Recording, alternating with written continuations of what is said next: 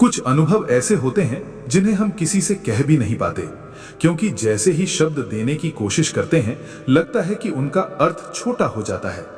कभी आपने महसूस किया है कि जीवन बिल्कुल सामान्य चल रहा होता है, लेकिन भीतर कहीं एक हल्की सी खटखटाहट सुनाई देती है, जैसे कोई अदृश्य दरवाजा धीरे धीरे खुलना चाहता हो।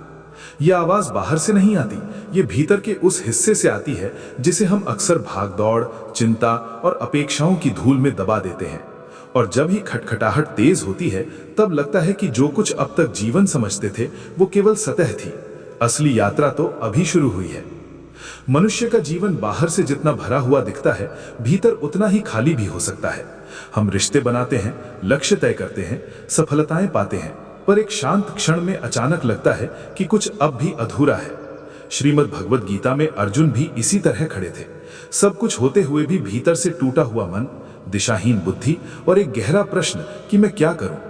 उस क्षण श्री कृष्ण ने उन्हें युद्ध की नहीं बल्कि उनके भीतर छिपे उस द्वार की ओर मोड़ा जहां से आत्मबोध शुरू होता है। यह द्वार बाहर कहीं नहीं था, वो अर्जुन के अपने ही भीतर था, जैसे हर व्यक्ति के भीतर होता है। जब जीवन बार बार हमें हमारी सीमाओं से टकराता है तब यह समझ आने लगती है कि हम केवल शरीर या भूमिका नहीं है। कभी किसी गहरी पीड़ा के बाद, कभी किसी अकारण शांति के बीच, कभी किसी भजन को सुनते सुनते, तो कभी बिना किसी कारण आंखों से बहते आंसुओं में वो द्वार थोड़ी सी दरार खोल देता है। कबीर दास ने कहा था, मोको कहां ढूंढे रे बंदे, मैं तो तेरे पास में। और ये पंक्ति केवल काव्य नहीं है, ये अनुभव का सत्य है। जब तक हम बाहर खोजते रहते हैं वो द्वार बंद रहता है, जैसे ही भीतर मुड़ते हैं वो धीरे धीरे खुलने लगता है। रामचरितमानस में तुलसीदास जी बार बार मन को समझाते हैं कि राम का धाम कहीं दूर नहीं, वो हृदय में है। इसका अर्थ केवल भक्ति का काव्य नहीं है बल्कि एक मनोवैज्ञानिक सच्चाई भी है। जब मन एक नाम, एक स्मरण, एक भाव पर टिकना सीखता है तब उसकी बिखरी हुई ऊर्जा एक केंद्र पर आ जाती है। जैसे बिखरी हुई धूप कुछ नहीं कर पाती, लेकिन वही धूप जब लेंस से होकर एक बिंदु पर आती है तो अग्नि बन जाती है। नाम जप, ध्यान या प्रार्थना का रहस्य भी यही है। वो हमारे भीतर उस द्वार को खोलता है जहां से ऊर्जा, शांति और समझ का प्रवाह शुरू होता है। हम अक्सर सोचते हैं कि आध्यात्मिक अनुभव कोई चमत्कार होगा, कोई अलौकिक दृश्य होगा, लेकिन सच तो यह है कि वो हमारे व्यवहार में दिखाई देता है। जो बात पहले हमें बेचैन कर देती थी वही अब उतनी भारी नहीं लगती। जिन परिस्थितियों में हम टूट जाते थे अब वहां एक अदृश्य सहारा महसूस होता है। ये वही परिवर्तन है जिसे संतों ने भीतर खुलते हुए द्वार का नाम दिया है। सूरदास जी ने जब अपने भीतर कृष्ण को देखा तो बाहरी अंधकार भी उन्हें रोक नहीं सका। ये अंधत्व शरीर का था, भीतर तो एक अनंत प्रकाश जल चुका था। यह द्वार खुलता है तो सबसे पहले हमारी सोच बदलती है। हम लोगों को बदलने की कोशिश छोड़कर स्वयं को देखने लगते हैं। शिकायतें कम होने लगती हैं और कृतज्ञता का भाव अपने आप आने लगता है। जो काम पहले बोझ लगते थे वही सेवा बन जाते हैं। यही वो क्षण होता है जब भक्ति केवल पूजा का समय नहीं रहती, वो जीवन का स्वभाव बन जाती है। जैसे नदी का स्वभाव बहना है, वैसे ही मन का स्वभाव स्मरण में रहना हो जाता है। उपनिषदों में कहा गया है कि आत्मा का अनुभव ऐसा है जैसे कोई व्यक्ति अचानक जाग जाए और उसे पता चले कि वो अब तक स्वप्न में था। ये जागरण बाहर की आंखों से नहीं होता, ये भीतर की समझ से होता है।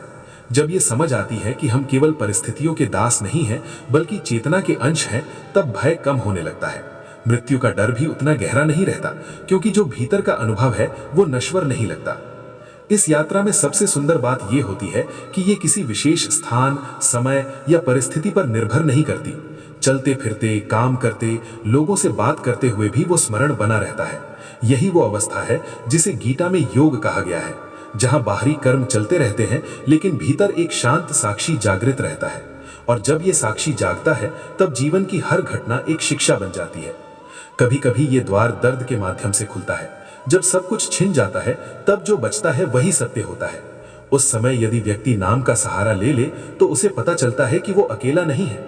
यही वो अनुभव है जिसे शब्दों में नहीं बांधा जा सकता, लेकिन जिसने इसे महसूस किया है वो जानता है कि ये किसी कल्पना का परिणाम नहीं बल्कि एक जीवित सत्य है। श्री राम ज्ञान मंत्र जैसे मंच का उद्देश्य भी यही है कि हम केवल कथा न सुने बल्कि अपने भीतर उस द्वार की आहट को पहचाने। जीवन में हर व्यक्ति उस क्षण का इंतजार करता है जब उसे लगे कि वो अपने असली स्वरूप के करीब है। ये कोई बड़ी उपलब्धि से नहीं आता, ये छोटे छोटे अभ्यासों से आता है। कुछ समय मौन में बैठना, नाम का स्मरण करना, अपने विचारों को देखना और सबसे जरूरी स्वयं को स्वीकार करना। जब हम स्वयं को स्वीकार करते हैं तब भीतर का द्वार खुलने लगता है, क्योंकि उसे खोलने वाली चाबी बाहर नहीं, हमारे अपने हाथ में होती है। इस अनुभव का सबसे बड़ा प्रमाण यह है कि व्यक्ति बदल जाता है। उसके चेहरे पर एक अलग शांति होती है, उसके शब्दों में कठोरता नहीं रहती और उसकी उपस्थिति ही सुकून देने लगती है। यही वो अवस्था है जिसे भक्ति और जीवन अलग अलग नहीं रहते। हर सांस में स्मरण और हर कर्म में समर्पण आ जाता है। यही वो अनंत द्वार है जो खुलने के बाद फिर बंद नहीं होता, क्योंकि वो किसी जगह नहीं, हमारे अपने अस्तित्व में होता है। और जब ये समझ धीरे धीरे स्थिर हो जाती है, तब व्यक्ति को ये भी महसूस होता है कि उसकी यात्रा केवल उसके लिए नहीं है, उसके अनुभव दूसरों के लिए मार्ग बन सकते हैं। इसलिए जो शांति उसे मिली है वो उसे बांटना चाहता है, शब्दों के माध्यम से, व्यवहार के माध्यम से, या केवल अपनी उपस्थिति से। यही वो क्षण है जब जीवन का उद्देश्य स्पष्ट हो जाता है, स्वयं को जानना और उस प्रकाश को बांटना।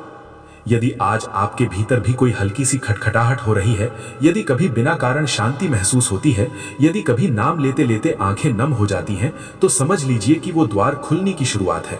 उसे रोकिए मत, उसे समय दीजिए, उसे अपने जीवन का हिस्सा बनाइए। धीरे धीरे आप पाएंगे कि जो बाहर खोज रहे थे वो हमेशा से भीतर था। यही वो अनुभव है जिसे शब्दों में पूरी तरह नहीं कहा जा सकता, लेकिन महसूस किया जा सकता है। और यदि ये भाव आपके हृदय को छू पाया हो तो श्री राम ज्ञान मंत्र से जुड़े रहिए, इस यात्रा में साथ चलिए। वीडियो को लाइक कीजिए, चैनल को सब्सक्राइब कीजिए, अपने अनुभव कमेंट में लिखिए और इसे उन लोगों तक शेयर कीजिए जिन्हें इस आहट की जरूरत है। बेल आइकन को भी ऑन कर लीजिए ताकि जब भी ऐसे ही विचार और अनुभूति से भरी बातें आएं, वे सबसे पहले आप तक पहुंचे। अंत में बस इतना याद रखिए, जिस दिन आपने भीतर खुलते उस अनंत द्वार को पहचान लिया, उसी दिन जीवन केवल जीना नहीं, समझना बन जाता है।